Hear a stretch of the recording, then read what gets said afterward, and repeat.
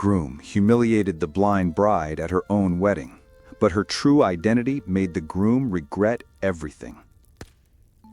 She let him believe she was helpless, let him perform love while she quietly recorded every lie, every jab, every joke he thought she couldn't hear. Then, at the altar, she stopped pretending and made the world watch him undo himself. How long would you let someone dig their own grave? Welcome back to the channel, my sweet and loyal family. Before we begin, please let me know in the comments where you're watching from. Hit subscribe if you're hooked in and ready to enjoy this story, because tomorrow I have another beautiful story to share with you, and I don't want you to miss it for anything.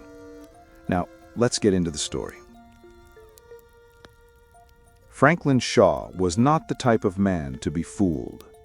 At 57, with 2 divorces behind him and a real estate empire that stretched across 5 counties in South Carolina, Franklin had built a reputation for being sharp, cautious, and always 2 steps ahead. His life was one of precision. Tailored suits, glass offices, bourbon poured just to the brim, and power measured in the number of men who lowered their eyes when he walked into a room.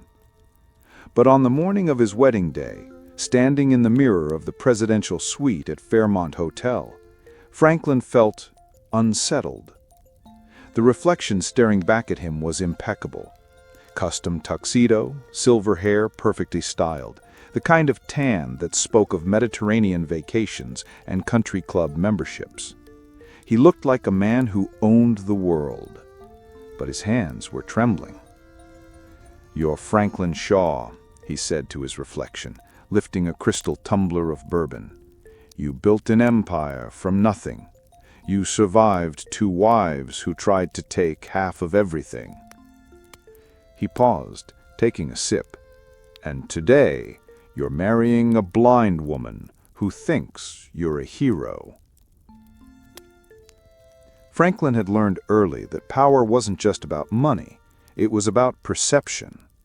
His father, a failed insurance salesman who drank away every commission, had taught him that lesson in reverse. "Never let them see you weak, boy. The moment they see weakness, they'll tear you apart like wolves." It was perhaps the only useful advice his father had ever given him. By 30, Franklin had transformed that bitter wisdom into a philosophy. By 50, he perfected it into an art form. His first wife, Margaret, had discovered his true nature the night she learned about the Kellerman bankruptcy. Franklin had orchestrated it perfectly. Thomas Kellerman owned 3,000 acres of pristine waterfront property that he refused to sell despite mounting debts. Franklin had simply helped him become more desperate. A word here, a suggestion there, nothing illegal, just simple market forces. When Kellerman lost everything, Franklin had been there with a rescue offer, pennies on the dollar. Margaret had called it a sociopathic act. Franklin had called it business. She'd left the same night. Have you ever been in a relationship where someone made you feel like you needed them more than they needed you? How did that imbalance affect your sense of self? Share your thoughts below. His second wife, Victoria, had lasted longer. She'd been comfortable with moral ambiguity as long as it came wrapped in designer labels and exotic vacations, until she watched him systematically destroy a business rival at a charity auction, forcing the man to overpay by $30,000 just for Franklin's amusement. "Why do you have to destroy everything you touch?" she asked afterward. "I don't destroy anything," Franklin had replied. "I just reveal what was already broken." "Including me?" He'd looked at her then and realized that yes, he had broken her. Slowly, methodically, the way water wears down stone. "You knew who I was when you married me." "No," Victoria had whispered. "I knew who you pretended to be." After Victoria, Franklin had sworn off marriage entirely. Women were liabilities. They saw too much, asked too many questions, expected him to be better than he was. Then came the Spoleto Festival fundraiser. He hadn't wanted to attend, but half of Charleston's power structure would be there, and Franklin had his eye on a hospital board position that could prove useful for future development projects. And then he'd seen her. Naomi Briggs moved through the crowded ballroom like poetry in motion. Even with the white cane, even with the dark glasses, she commanded attention in a way that had nothing to do with pity and everything to do with presence. She was beautiful in an understated way that made the other women seem overdone by comparison. But the blindness is what made Franklin stop and really watch. Here was a woman who couldn't see his wealth, couldn't be impressed by his power, couldn't judge him by the usual metrics. She would have to know him by his voice, his actions, his character. For the first time in years, Franklin saw an opportunity that wasn't about business. It was about becoming the man he'd always claimed to be. Their conversation had lasted 20 minutes and felt like 20 seconds. Naomi was sharp, funny, unimpressed by his name or reputation. When he mentioned his company, she had simply nodded and changed the subject to the fundraiser itself. "Most people come to these things to be seen," she had said, tilting her head in that listening way. "You seem actually interested in the cause." Franklin had felt something unfamiliar, pride earned rather than demanded. Their courtship was unlike anything he had experienced. No expensive restaurants where he could display his wealth. No jewelry that would mean nothing to someone who couldn't see it sparkle. Instead, they went to concerts where she could analyze techniques, walks through historic Charleston where he could touch ancient brick while he described architecture. She was independent in ways that both impressed and unsettled him. When he offered help, she thanked him politely and declined. "I've been managing my life for 38 years. She had said when he had suggested handling a maintenance request. "I think I can manage a maintenance request." But she never made him feel foolish for offering. It was seductive in a way he hadn't expected. For the first time in his adult life, Franklin Shaw was genuinely trying to be worthy of love. 6 months in, he proposed they move in together. "I want it to become everything," he had said, surprising himself with his honesty.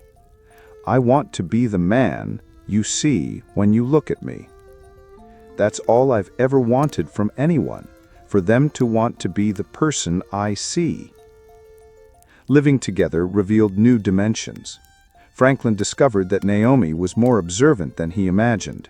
She seemed to notice everything: the way his voice changed during business calls, the tension after difficult meetings, the careful way he talked around certain aspects of his work. "You seem stressed," she had said one evening after he'd spent an hour with lawyers about a zoning dispute. "Just business," Franklin had replied, pouring himself a larger drink than usual. "Must be complicated business." There was something in her tone, not accusatory, but aware, as if she heard more than he intended to share. "Real estate development isn't for the faint of heart," he had said. "There are always people who don't want progress." "What greater good?" The question caught him off guard. With his ex-wives, he had deflected such inquiries with charm. But Naomi had a way of asking follow-up questions that revealed the hollowness of his responses. "Economic development, employment creation, revitalizing communities." "By displacing the people who live in them?" Franklin had set down his drink harder than intended. "You don't understand the complexities involved." "Then explain them to me." But he couldn't. Not in a way that would make him the hero of the story, because the truth is that Franklin's developments primarily served Franklin. He'd deflected with kisses and promises to explain later. Later never came. Instead, Franklin began compartmentalizing more carefully. Important calls behind closed doors, difficult meetings scheduled when she was teaching.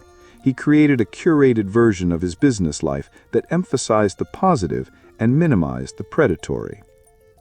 But Naomi was always listening, and Franklin was beginning to realize that she heard everything.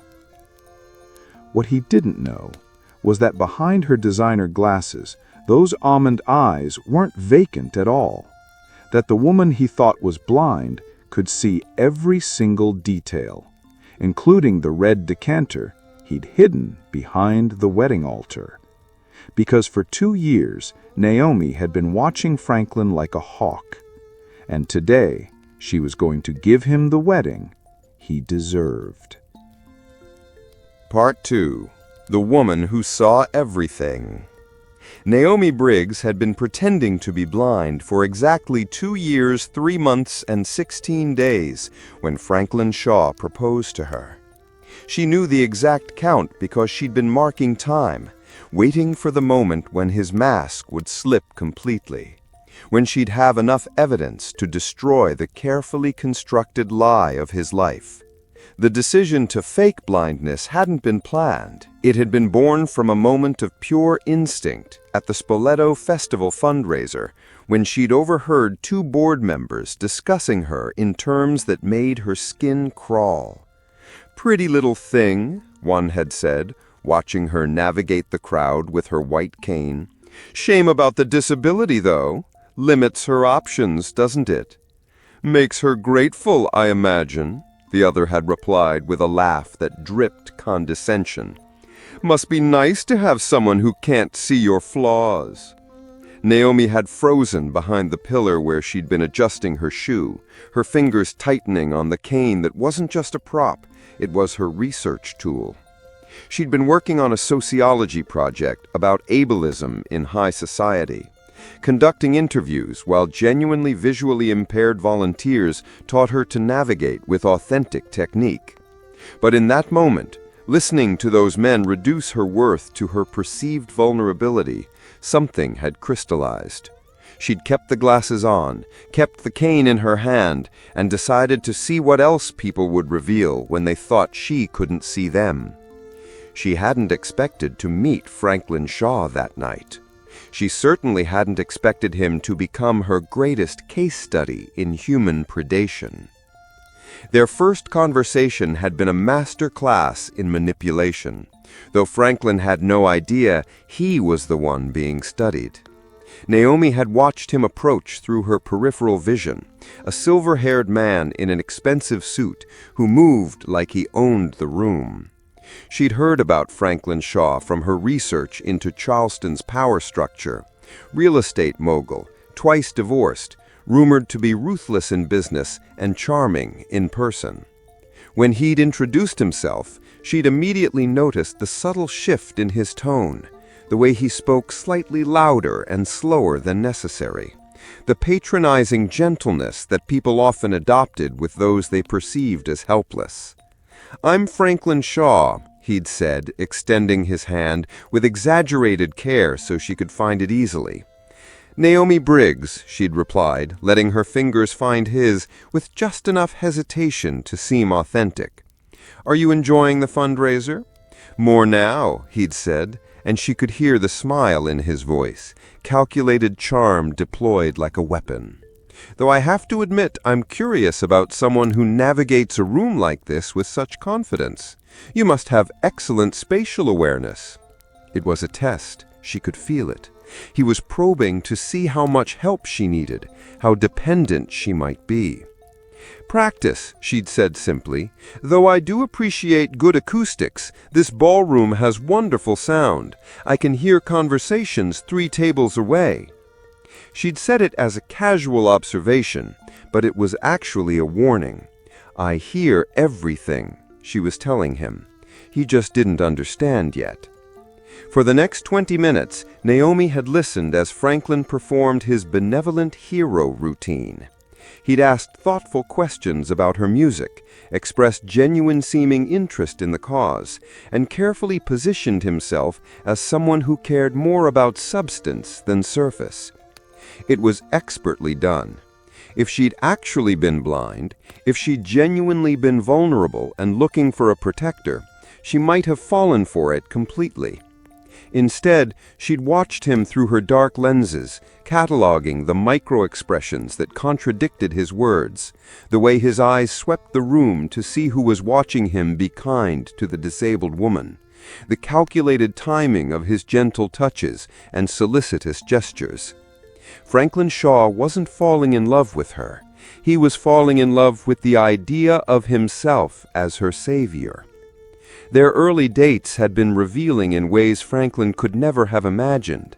At their coffee date, Naomi had arrived early and watched him through the cafe window, observing him check his appearance in his phone's camera, practice his empathic expressions, even Google how to help blind people on his phone while he waited. When she'd entered with her cane, she'd seen his face transform into a mask of gentle concern, watched him leap up to guide her to their table with theatrical solicitude, while other patrons looked on approvingly. "You're so independent," he'd marveled as she'd ordered her coffee without assistance. "It's inspiring." Inspiring, as if her basic human competence was some kind of miracle worth celebrating. During their conversation, she'd tested his authenticity by asking specific questions about his work. The lies had come so smoothly that she'd almost admired his skill. "I help people find homes," he'd said when she'd asked about his real estate development company, "places where they can build lives." She'd already researched Shaw Development. His homes were luxury condos that displaced working families. His life building involved destroying communities that had existed for generations. But he delivered the lie with such practiced sincerity that she'd almost believed it herself. After their third date, Naomi had gone home and created a file. Not just about Franklin, but about everything. Voice recordings of their conversations, photographs taken with her phone's camera while pretending to adjust her glasses, documentation of every lie, every manipulation, every moment when his mask had slipped. She told herself it was still research, academic curiosity about how men like Franklin operated. But deep down, she'd already known she was building a case. Moving in with Franklin was the beginning of her real education. Living in his penthouse, Naomi had access to a world she'd only imagined from the outside. She'd seen his private files, listened to his unguarded phone conversations, witnessed the casual cruelty he deployed against anyone who couldn't fight back. She'd been in the kitchen, supposedly making tea, when she'd heard him on the phone with his lawyer, discussing ways to avoid environmental impact studies for a waterfront development. She'd listened as he bragged to a business partner about manipulating a widow into selling her family's farm for a fraction of its value. She'd witnessed him laugh as he described using her own blindness as a prop at business dinners. "You should see how they look at me when I help her with her menu," he'd told his friend Derek over drinks. "Like I'm some kind of saint. It's amazing what a little charity case can do for your reputation." Charity case. Naomi had been in the kitchen, supposedly making tea, when she'd heard it. For a moment, her carefully constructed composure had cracked, and she'd gripped the counter so hard her knuckles had gone white. But the rage had been clarifying. It had burned away any remaining doubt about what Franklin Shaw deserved. 3 months before their wedding, Naomi had made contact with Marcus Jennings, the theatrical set designer she'd worked with on a previous project. "I need something dramatic," she'd told him over coffee, her dark glasses reflecting his confused expression. "Theatrical blood, but safe. Something that'll show up on white fabric like a crime scene." Marcus had studied her for a long moment. "This is for a performance?" "You could say that." She'd paid him in cash and picked up the custom-made stage blood herself, storing it in a safety deposit box Franklin knew nothing about. She'd also begun documenting everything more systematically, recording conversations with a tiny device sewn into her purse, photographing documents when Franklin wasn't looking, building a comprehensive file of his crimes and manipulations. The wedding venue tour had been particularly enlightening. While Franklin had guided her around the estate, describing the perfect setting for their fairy tale wedding, Naomi had been memorizing the layout, identifying the best location for her revelation, planning the choreography of his destruction. "This is where the magic happens," Franklin had said, standing beneath the marble archway where they'd exchange vows. Magic. As if their entire relationship wasn't built on his illusion and her performance. That night, she'd called her cousin Dana, the only person who knew the truth about her deception. "Are you sure about this?" Dana had asked. "Once you do this, there's no going back." "There's already no going back," Naomi had replied. "He thinks he's marrying a grateful, helpless woman who'll never see through his lies. But I've seen everything, and the world needs to see it too." The breaking point had come 2 weeks before the wedding, during Franklin's private pre-wedding dinner for his inner circle. Naomi had sat beside him, her hand resting on his arm, playing her part perfectly, while inside, her fury had crystallized into something sharp and pure. "She's incredible," Franklin had told his guests, his voice heavy with the kind of magnanimous pride that Naomi's skin crawled. "Doesn't let the blindness define her. Still, I'm realistic. I know she'll always need help, and I'm ready for that. I've made peace with it." Made peace with it. As if loving her was some kind of noble sacrifice he was making for the good of humanity. "It's a lot to take on," he'd continued, warming to his theme, "but it's worth it. She sees the world better than any of us." The irony was so thick Naomi could have choked on it. She did see better than any of them. She saw Franklin Shaw for exactly what he was. That night, she'd stood in her bathroom, staring at her reflection in the mirror, her glasses off for once, her eyes clear and sharp and burning with purpose. She'd thought about all the women like Margaret and Victoria, the ones who'd tried to confront Franklin directly and been dismissed as bitter ex-wives. She thought about Marcus Williams and the community center, and all the families Franklin had displaced and destroyed for profit. And she'd thought about the red decanter, waiting in her safety deposit box like a loaded gun. Franklin Shaw had spent 2 years performing love while really seeking control. Tomorrow, Naomi was going to give him a performance he'd never forget. The only difference was that her performance would reveal the truth, while his had been designed to hide it.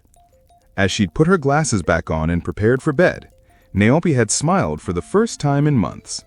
Tomorrow, the whole world would finally see Franklin Shaw the way she'd been seeing him all along. And then they'd understand why she'd waited so long, planned so carefully, and built her revenge on a foundation of truth instead of lies. The man who thought he'd been writing her story was about to discover that she'd been writing his ending all along. Over to you. When is it acceptable to deceive someone who's deceiving you? Is fighting manipulation with manipulation justified, or does it make you just as bad? Tell us what you think. Part 3. Wedding Day Preparations. Franklin's unease had begun 3 weeks before the wedding, though he couldn't pinpoint exactly when Naomi had started to change. It was subtle at first, small assertions of independence that felt like challenges to his authority. She'd begun making decisions about the wedding without consulting him, choosing the color of the linens, selecting the band, insisting on a violin solo during the reception that hadn't been in their original plans. "I thought we agreed on the string quartet for the ceremony," Franklin had said when she'd mentioned the solo. "You agreed," Naomi had replied, her voice calm but firm. "I never said yes." The distinction had bothered him more than it should have. When had she started parsing his words so carefully? When had she stopped being grateful for his guidance? Then there were the questions, probing, intelligent questions about his work that cut too close to truths he'd spent their entire relationship avoiding. "Tell me about the Riverside project," she'd said one evening over dinner, her fork paused halfway to her mouth. Franklin nearly choked on his wine. "What about it?" I heard you mention it on a call. It sounded complicated." The word complicated hung in the air like an accusation. Franklin had launched into his prepared speech about urban renewal and economic development, but for the first time, the words felt hollow in his mouth. Naomi had listened without comment, her head tilted in that way that meant she was truly paying attention. When he'd finished, she'd simply nodded and changed the subject. But Franklin had felt exposed in a way he hadn't experienced since Margaret's accusations about the Kellerman deal. The idea had come to Franklin during a late-night drinking session in his study while scrolling through social media and watching viral videos of wedding disasters. He'd started with harmless searches, funny wedding moments, wedding surprises, but he'd gradually moved into darker territory. Videos of brides being humiliated at their own ceremonies, grooms exposing cheating partners, public shaming disguised as entertainment. The more he watched, the more he was convinced that he needed to remind Naomi of her place. She'd grown too comfortable, too confident, too equal. The theatrical blood supplier had been surprisingly easy to find through entertainment industry forums. Red Dawn Productions specialized in special effects for local theater companies and film students. Franklin had contacted them under a fake name, claiming to need stage blood for a surprise performance piece at his wedding. "How dramatic are we talking?" the technician had asked over the phone.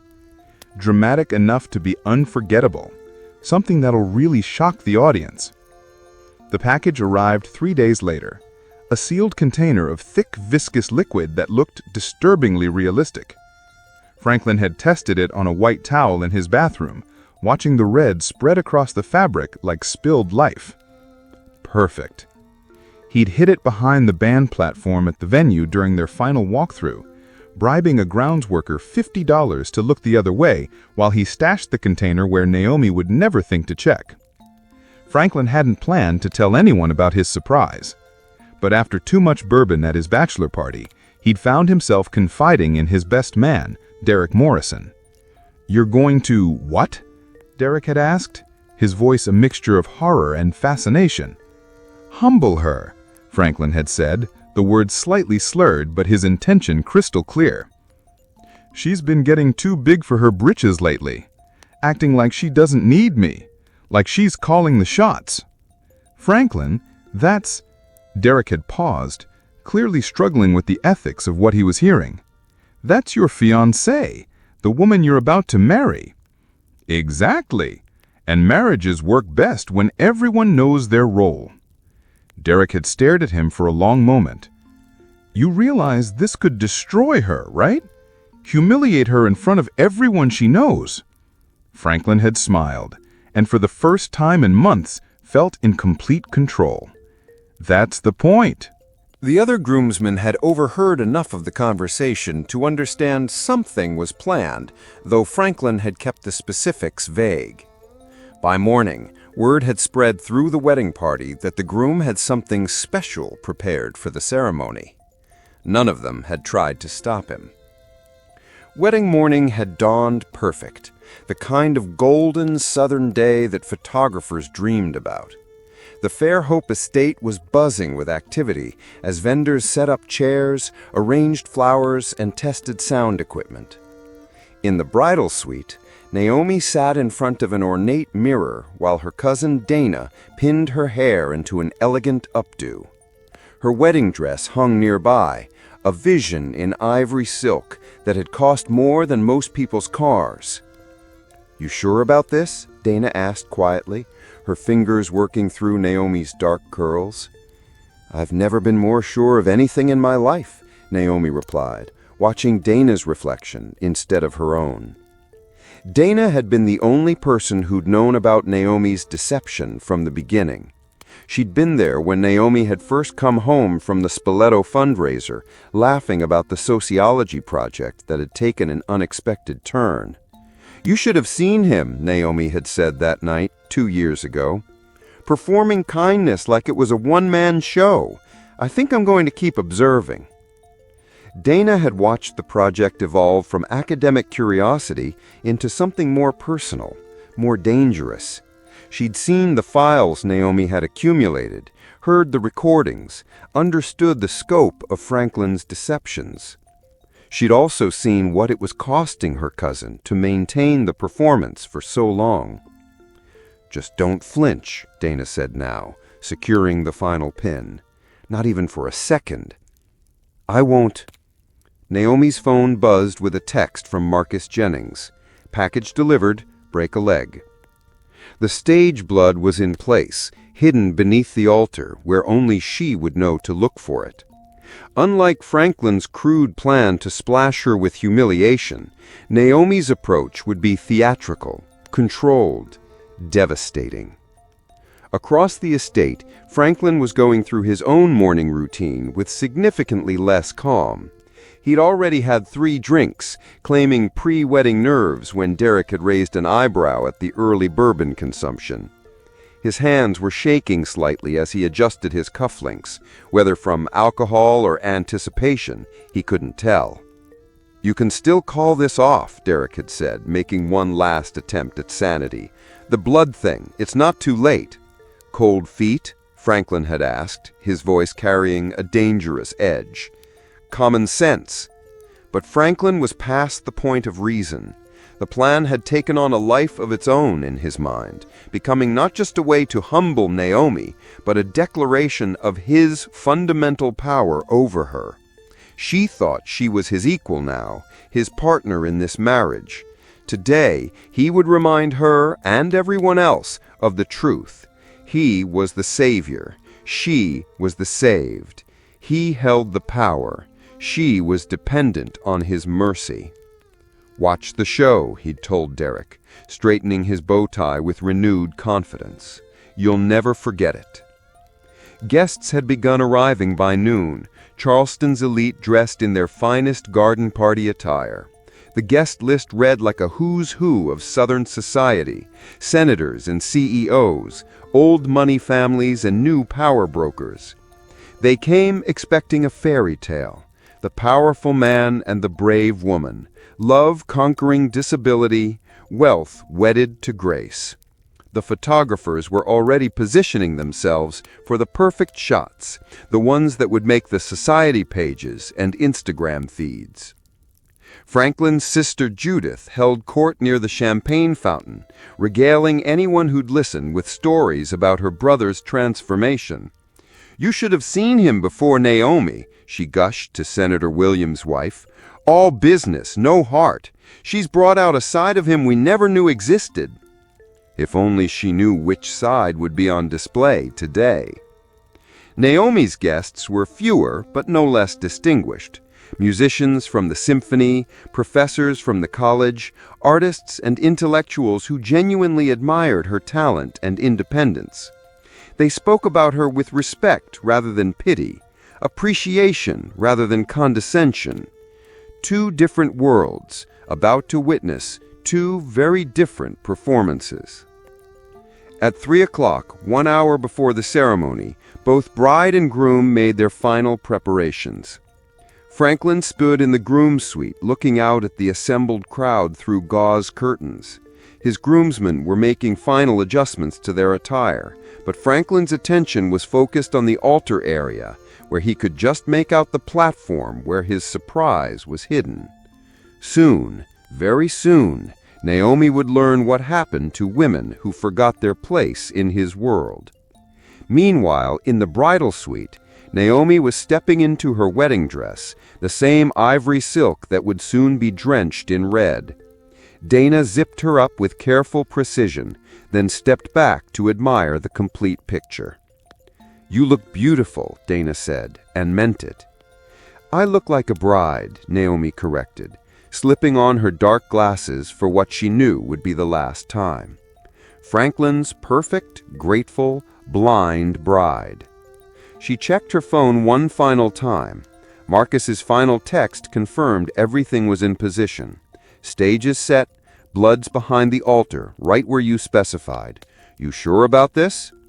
Naomi typed back quickly. "Never been more sure of anything in my life. It's showtime."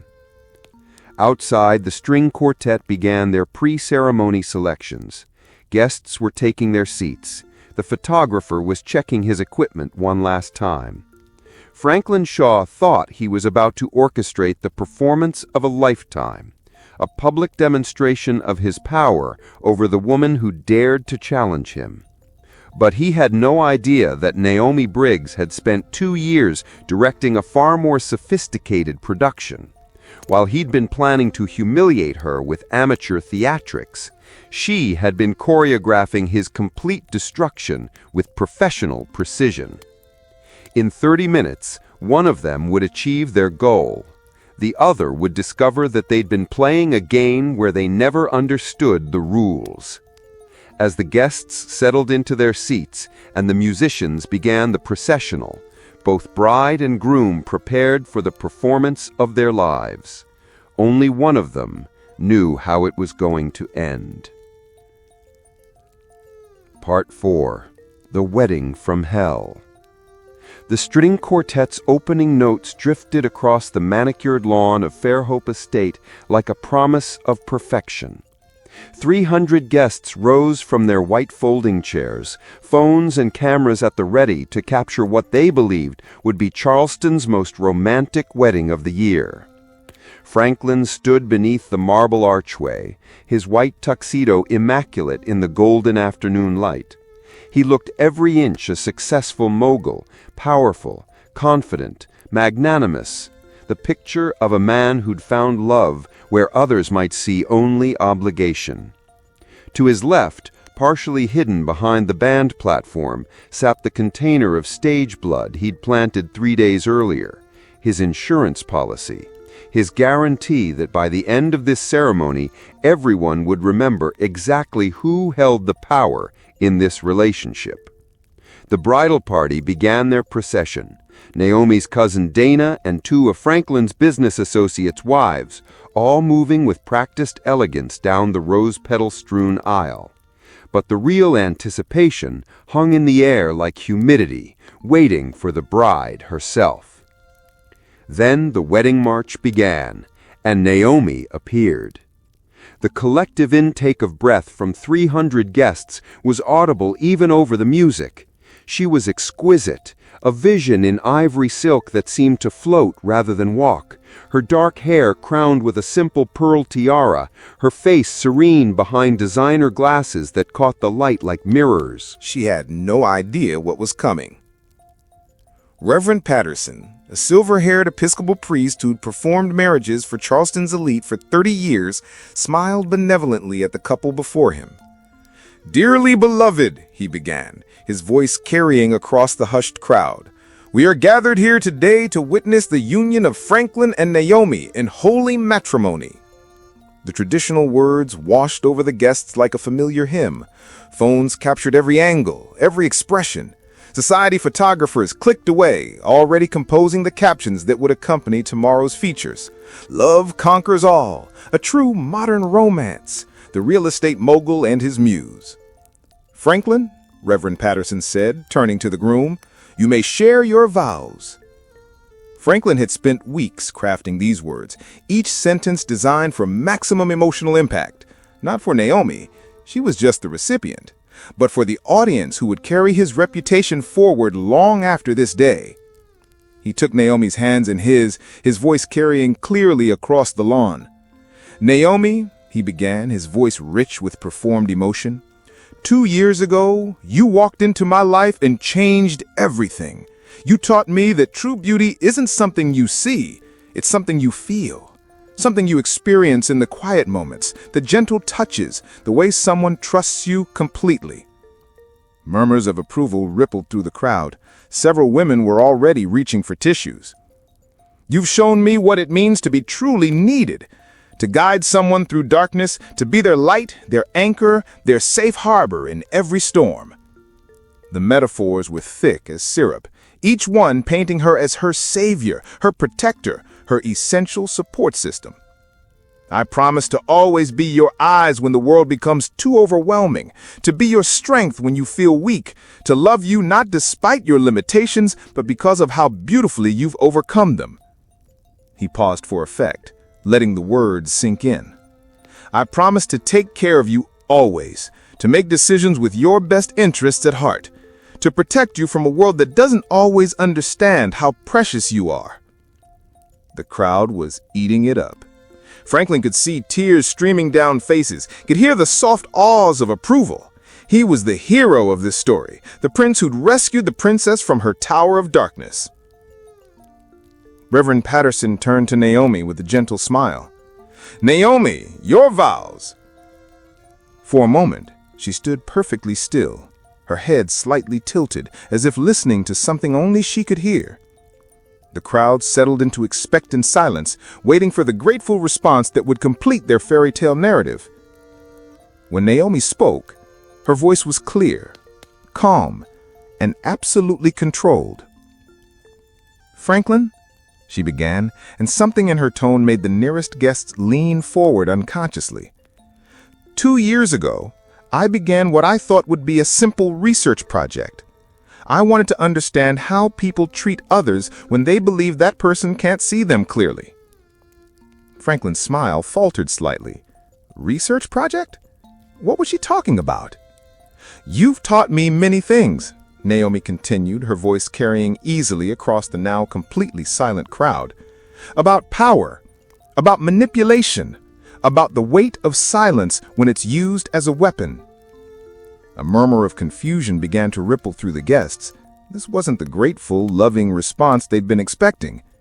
"You've shown me how easily a lie can become someone's entire reality if they want to believe it badly enough."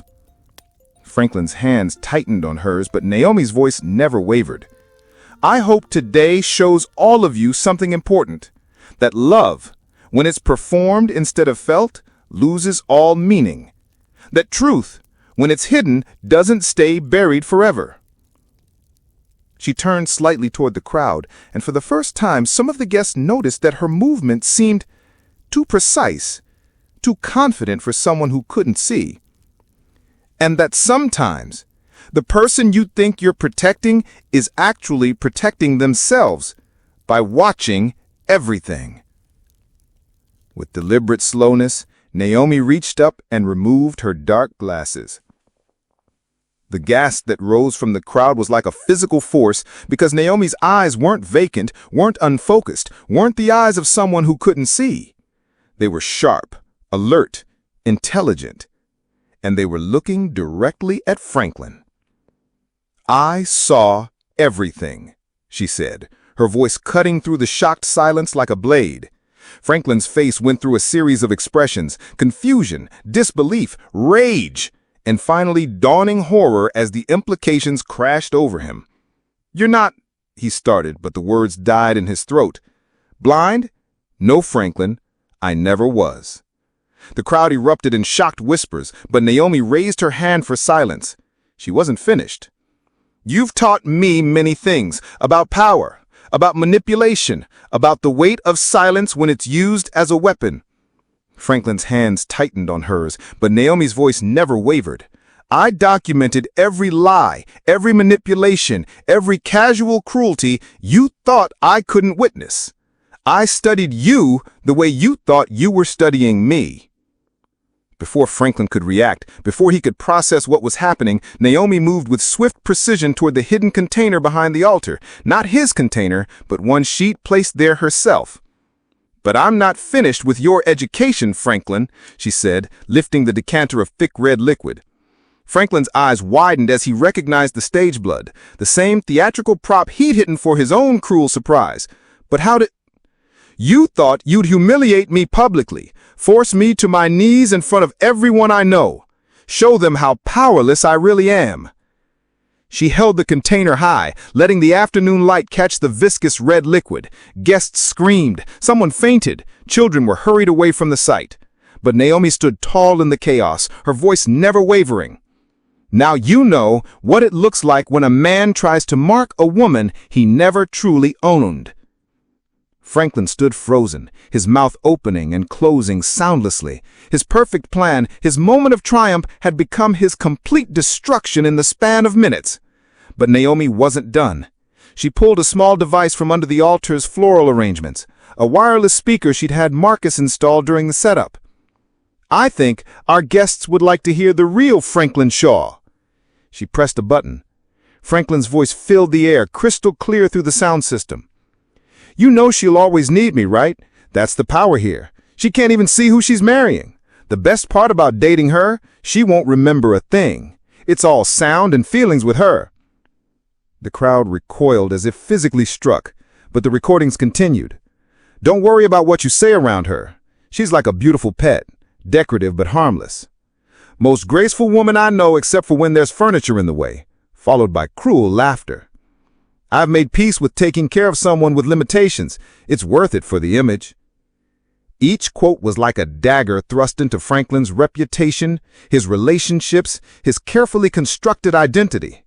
Guests were backing away from him, their expressions shifting from confusion to disgust to outright revulsion. As the final recording ended, Naomi turned to face the crowd one last time. The red liquid had transformed her wedding gown into something that looked like evidence from a crime scene, but her voice remained calm and clear. "This man made me into his project," she announced, "his pet, his performance piece. He used what he thought was my disability to make himself feel powerful and benevolent." She gestured to Franklin, who stood frozen in his white tuxedo, his face as red as the liquid staining her dress. "But I was never his story to finish. I was writing the ending the entire time." With that, she dropped the empty container.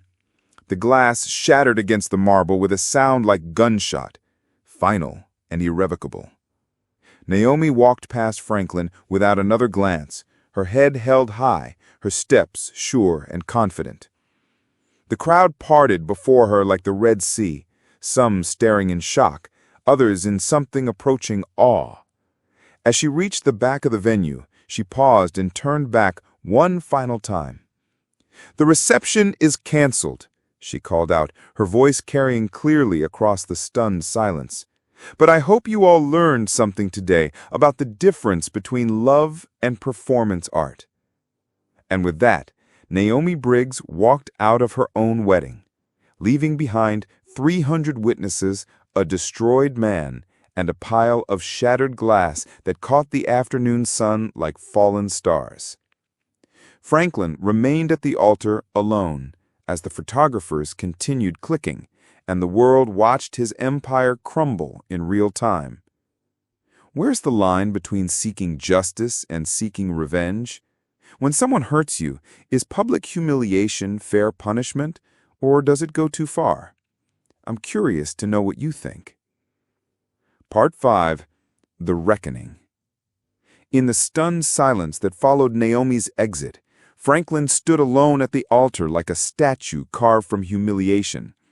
The white tuxedo that had made him look so distinguished now seemed like a costume from a play that had gone catastrophically wrong. For 30 seconds, nobody moved. The 300 guests sat frozen in their chairs, trying to process what they just witnessed. The photographers continued clicking on autopilot, their cameras capturing every angle of Franklin's destruction. Then the chaos began. "Did she just..." Senator Williams' wife whispered to her husband. "She was never blind," came the reply from someone behind them. "Dear God, she was never blind." The whisper started as a trickle and became a flood. Phones emerged from purses and pockets as guests began frantically typing, calling, recording. The story was too explosive to contain, too shocking to process privately. Franklin finally moved, taking a stumbling step backward, his face cycling through emotions like a broken kaleidoscope: rage, disbelief, embarrassment, and something that might have been grief for the image of himself that had just died. "She lied to me," he said to no one in particular, his voice hoarse. "She lied to everyone." But Derek Morrison, his best man, was staring at him with an expression of dawning horror. "Franklin, you're stage blood. Where is it?" Franklin's eyes snapped to the spot behind the altar where he'd hidden his own container of theatrical blood, the surprise he'd planned to spring on Naomi to humiliate her. It was still there, untouched, his cruel plan now meaningless in the face of her devastation. "You are going to—" Derek couldn't finish the sentence. Franklin's silence was answer enough. By the time the wedding guests had stumbled to their cars, still in shock and frantically calling friends and family, the first videos were already uploading to social media. Margaret Chen, a local lifestyle blogger who had been live streaming the ceremony, had captured the entire revelation in crystal-clear 4K. Her Instagram story showed the exact moment Naomi removed her glasses and the collective gasp of the crowd audible over the audio. "Y'all, I just witnessed the most insane wedding in Charleston history. The bride has been faking being blind for 2 years." The video was shared 17 times in the first minute. By hour 2, #BlindNoMore was trending nationally. By hour 6, the story had jumped from social media to news outlets. Local Charleston stations interrupted their regular programming with breaking news alerts. National networks picked up the story by evening. The hashtags multiplied like wildfire. #WeddingReckoning, #Naomi saw everything, #he played himself, #BlindNoMore, #Charleston's messiest wedding. But it wasn't just the shock of the deception that captured the public imagination. It was the audio recordings. Clips of Franklin's most damning quotes spread across Twitter, TikTok, and Facebook like digital wildfire. "She's like a beautiful pet, decorative but harmless. The best part about dating her is she won't remember a thing. That's the power here. She can't even see who she's marrying." Each quote was more damning than the last, revealing not just Franklin's manipulation of Naomi, but his fundamental contempt for anyone he perceived as vulnerable. Franklin's phone had been buzzing incessantly since he'd returned to his penthouse, still wearing the white tuxedo that now felt like a shroud.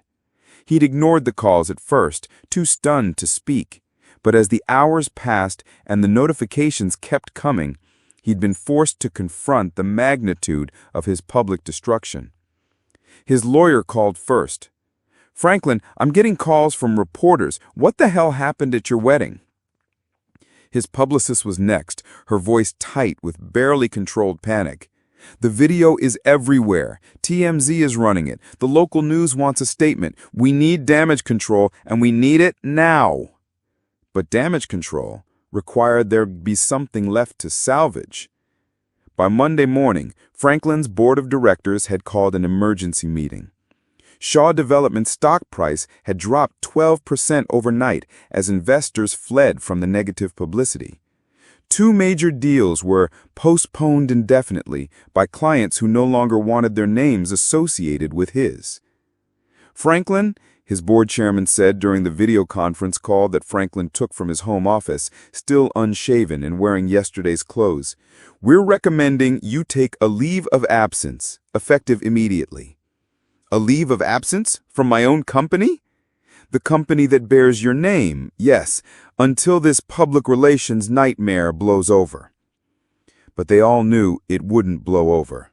Not when the story had everything the internet loved: wealth, deception, disability exploitation, and a brilliant woman's revenge served ice cold in front of 300 witnesses. The country club called next, then the hospital board, then the charity foundation where he'd been a major donor. One by one, Franklin's positions, memberships, and affiliations fell away like leaves in a hurricane. While Franklin's world crumbled, Naomi was experiencing the opposite phenomenon. She had driven straight home from the wedding, still wearing the blood-stained gown, and sat in her car for 20 minutes before going inside. The adrenaline was wearing off, leaving her shaky but oddly peaceful. For 2 years, she'd carried the weight of Franklin's deception and her own performance. Now, finally, the truth was free. Her phone had been ringing constantly, but she turned it off. She needed silence to process what she'd done and what came next. When she finally turned her phone back on the next morning, she had 847 missed calls, and over 3,000 text messages. The media wanted interviews, book agents wanted to represent her, documentary filmmakers wanted to tell her story. A major streaming service had already reached out for adaptation rights. But the messages that meant the most came from strangers. Women who'd watched the videos and seen something of their own experiences reflected in her story. "You're my hero. I stayed with a man who convinced me I was broken for 5 years. Watching you walk away gave me the courage to leave. As a woman with a disability, thank you for showing that we're not objects of inspiration or pity. We're whole people with agency. I teach sociology at USC. Your experiment revealed more about ableism and power dynamics than any academic study I've read. Brilliant work." Within 48 hours, Naomi's story had transcended viral moment and become cultural phenomenon. Op-ed writers debated the ethics of her deception. Disability rights advocates praised her exposure of ableist attitudes. Relationship experts analyzed the power dynamics she'd revealed. Dr. Sarah Mitchell, a psychologist in Harvard, appeared on CNN to discuss the case. What Naomi Briggs accomplished was essentially a 2-year ethnographic study of how privilege and perceived vulnerability intersect. She documented something that's usually invisible, how people with power treat those they believe can't threaten that power. The Charleston Post and Courier ran a front-page story with the headline, "The Woman Who Saw Everything," inside Naomi Briggs's 2-year investigation into Charleston's elite. But not all the coverage was positive. Some commentators questioned whether Naomi's deception was ethical, whether she'd manipulated Franklin as much as he'd manipulated her.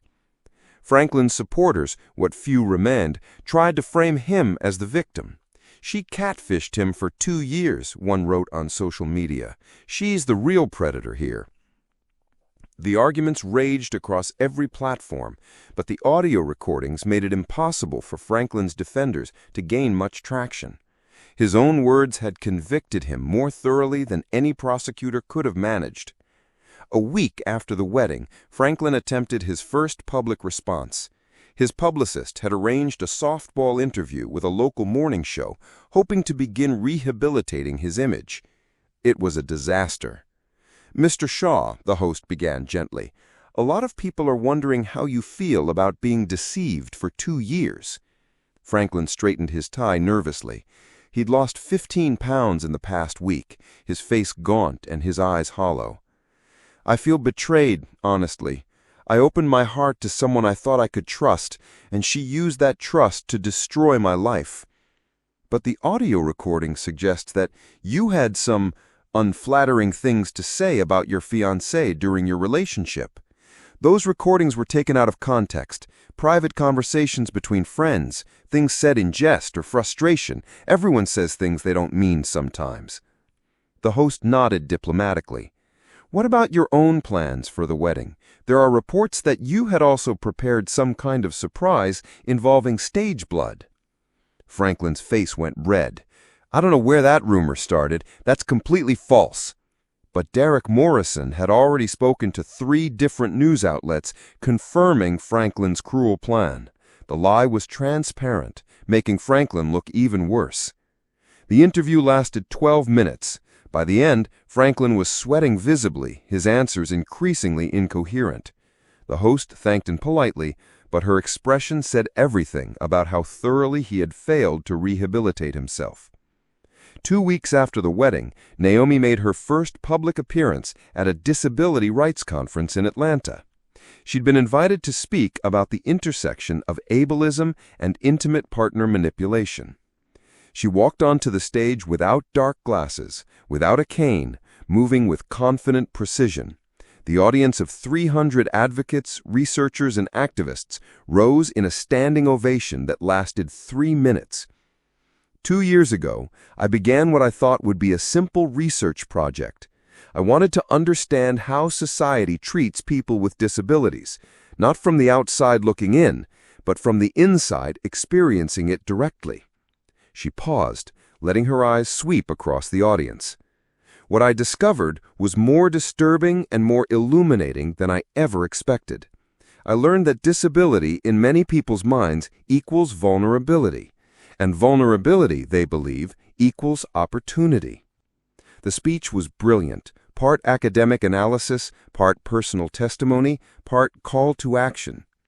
She spoke about the casual ableism she'd witnessed, the way Franklin's friends and business associates had treated her like a prop in his heroic narrative, the systematic way he'd used her perceived helplessness to mask his own moral bankruptcy. Franklin Shaw didn't love me.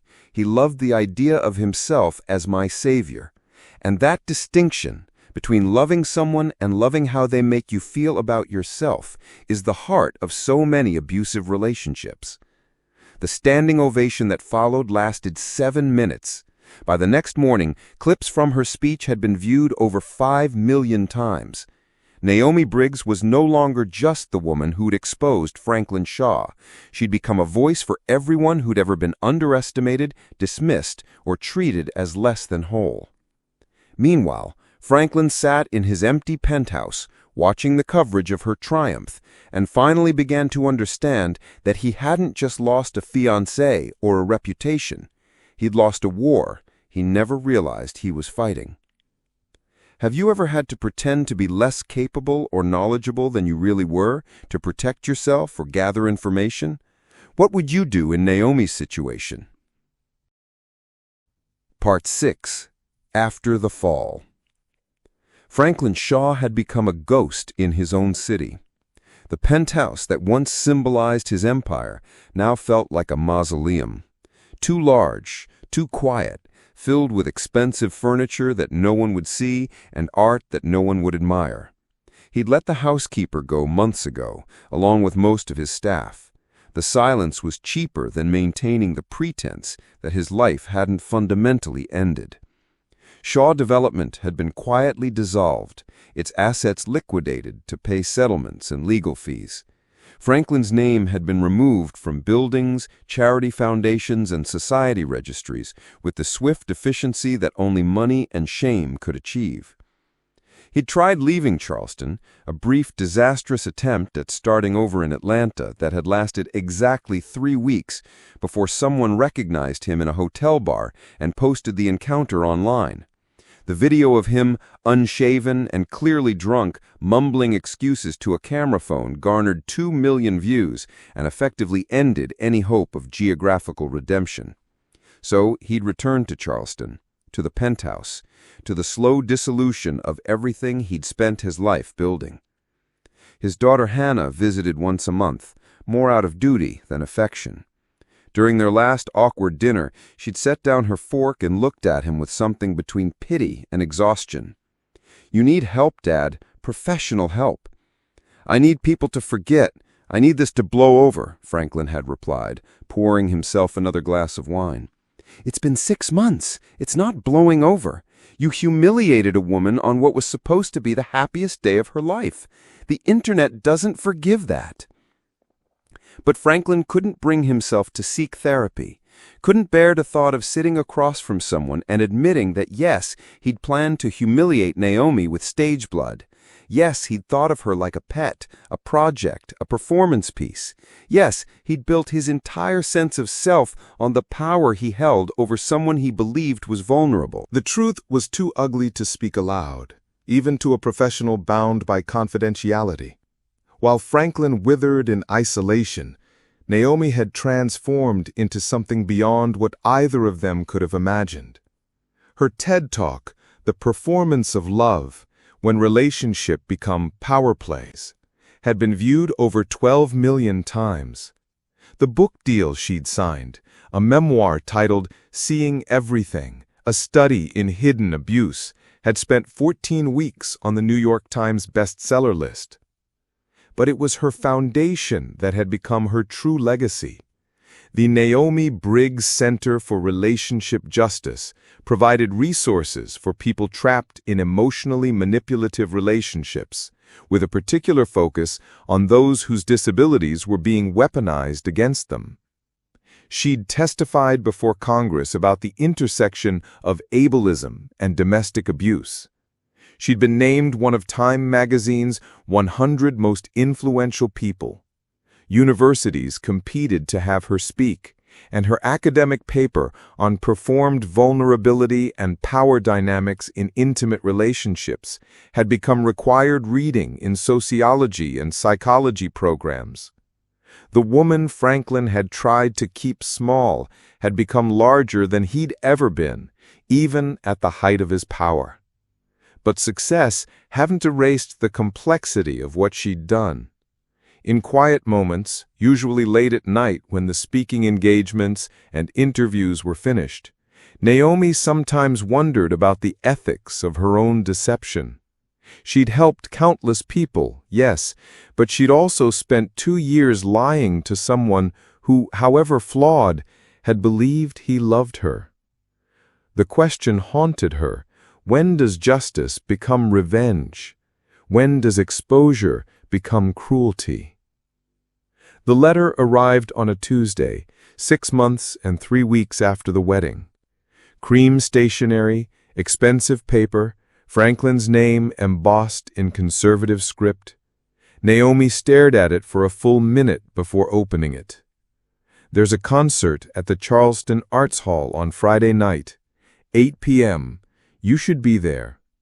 No signature, no explanation. But somehow, Naomi knew this was Franklin's attempt at something. Closure, confrontation, or perhaps just the chance to see her one more time. She almost didn't go. Her assistant had scheduled 3 conference calls for Friday evening, and she had a flight to catch Saturday morning for a speaking engagement in Seattle.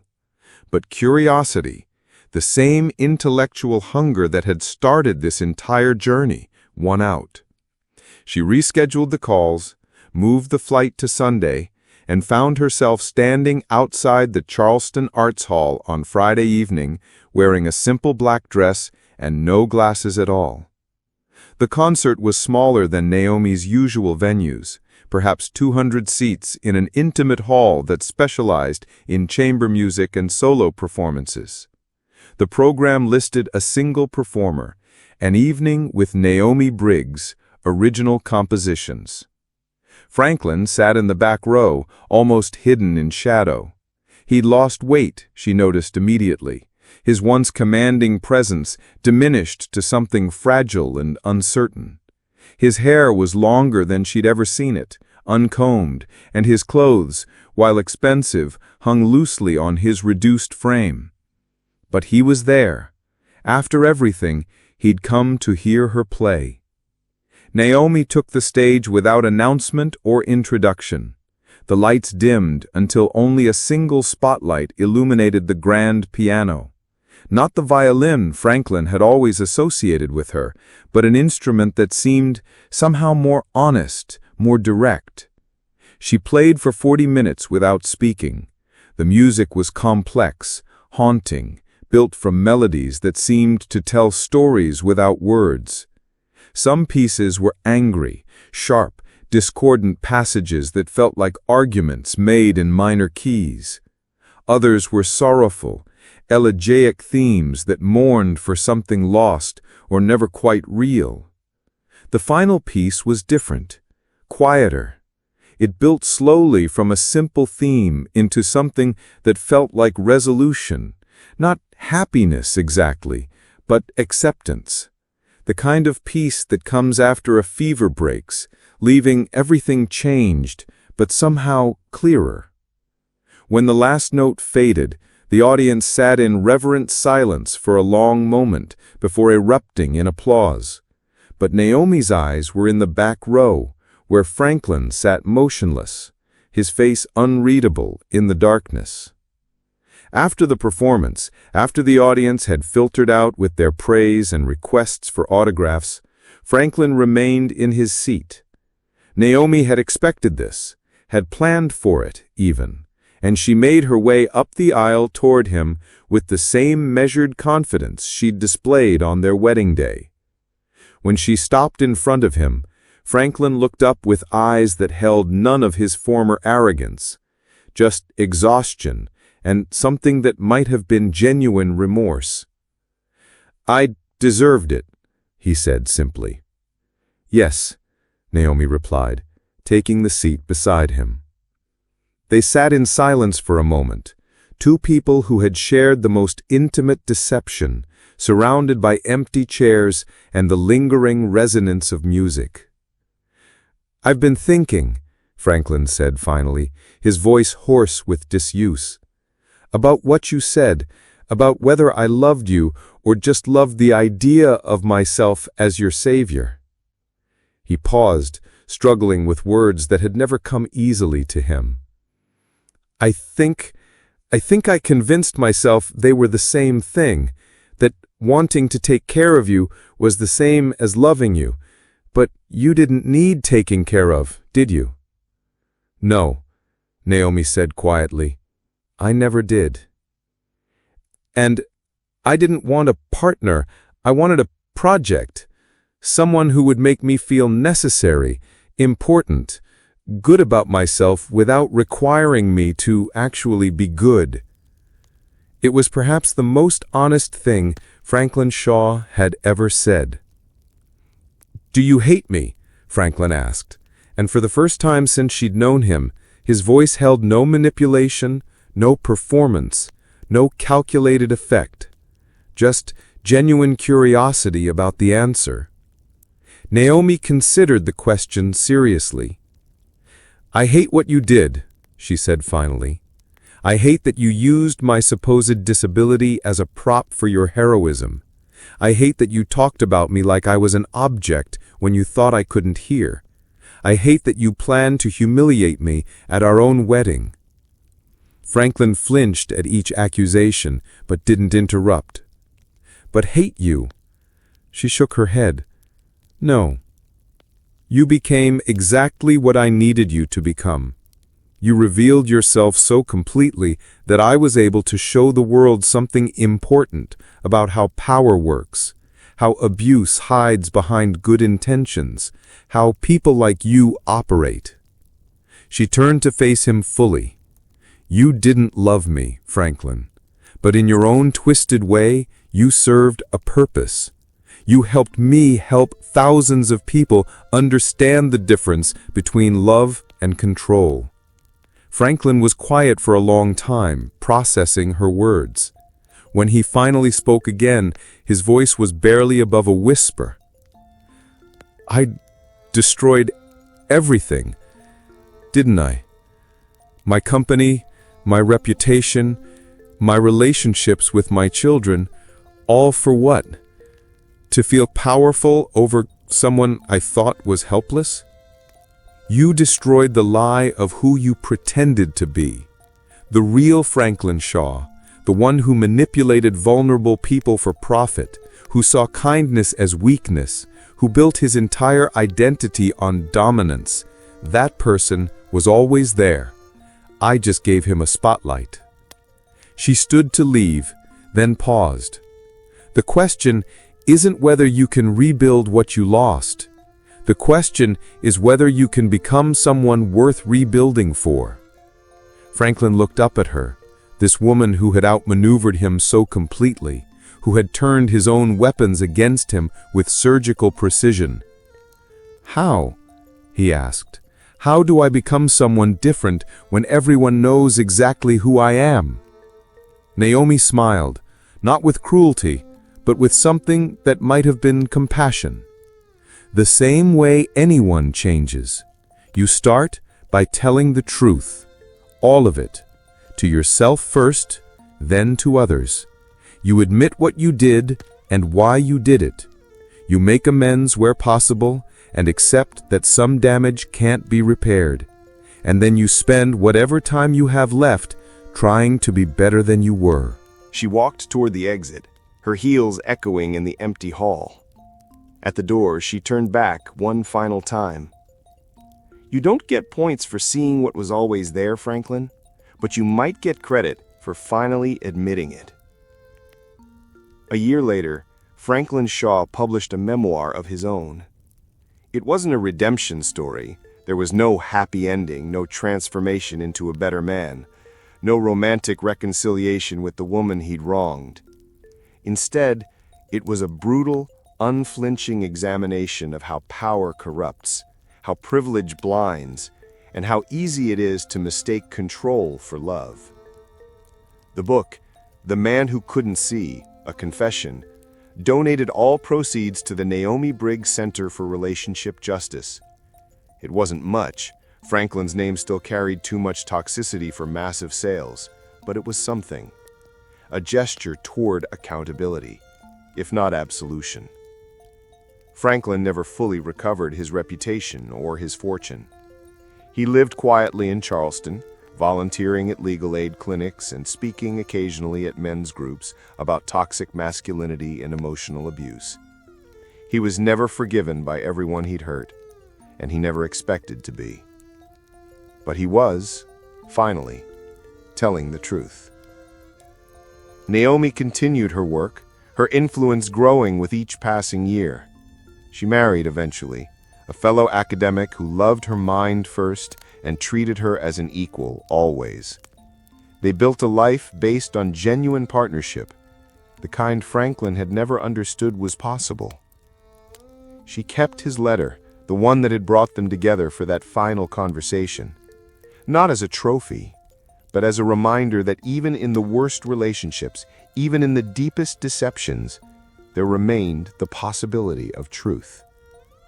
And sometimes, if you waited long enough, planned carefully enough, and were brave enough to risk everything, that truth could set everyone free, even the people who thought they were the ones holding the keys.